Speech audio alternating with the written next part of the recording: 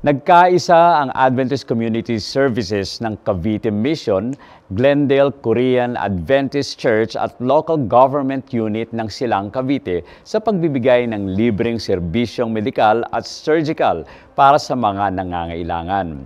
Ang gawaing ito ay bahagi ng kanilang misyon na tumulong sa komunidad at ipakita ang pagmamalasakit ng simbahan sa kalusugan at kapakanan ng bawat isa. Nagbabalita si Samuel Fuentes. Lubos ang kaligayahan ng mga mamamayan ng Silang Cavite na sila ay mapaglingkuran sa pamamagitan ng dental, medical at surgical mission na ipinagkaloob sa pamamagitan ng Adventist Community Services o ACS. Ito ay sa pagtutulungan ng Health Department ng Cavite Mission, Imus Seventh-day Adventist Church, Glendale Korean Church, Local Government ng Silang, at mga kaibigan na nagnanais na tumulong sa komunidad.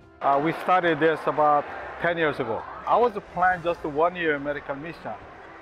When we came here, that was 2015 January. I was so surprised. You know, many people they couldn't get any kind of benefit for their health condition.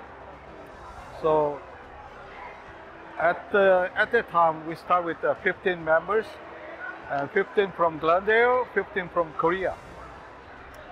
And we had a discussion with our members, hey, we have to do continually this.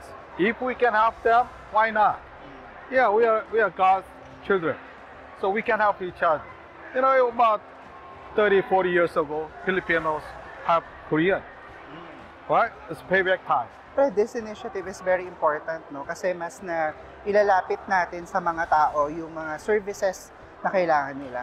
And we know for a fact din na sa government, syempre limited lang yung kaya nating maibigay, no, na services like yung health services.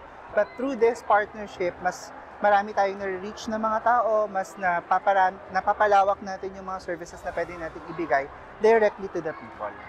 Sa tingin ko, yung mga tao, they are very excited and happy din na makakuha ng libreng serbisyo galing sa mga partner institutions natin. No, in behalf sa local government unit ng Silang, we are very thankful.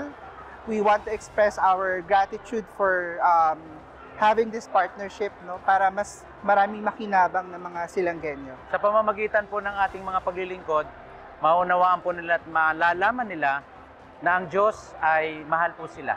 At sa pamamagitan po ng ating mga munting paglilingkod na isinagawa sa loob po ng 5 araw na medical mission, malalaman po nila na tayo po talaga ay nagmamalasakit sa mga kababayan po natin, sa mga kaibigan natin sa community.